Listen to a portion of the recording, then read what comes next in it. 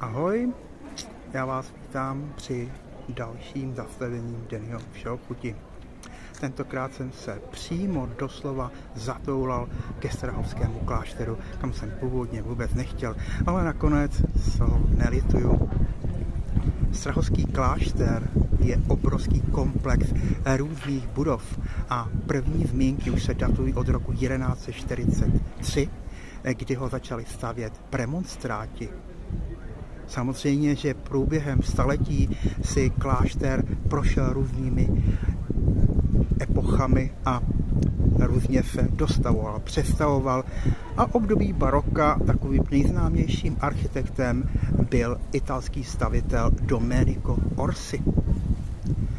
Byl jsem se i nahlédnout do krásné knihovny, která patří mezi vůbec nejkrásnější na světě a skýtá obrovské množství knih, takže je tam přes 300 000 knižních výtisků.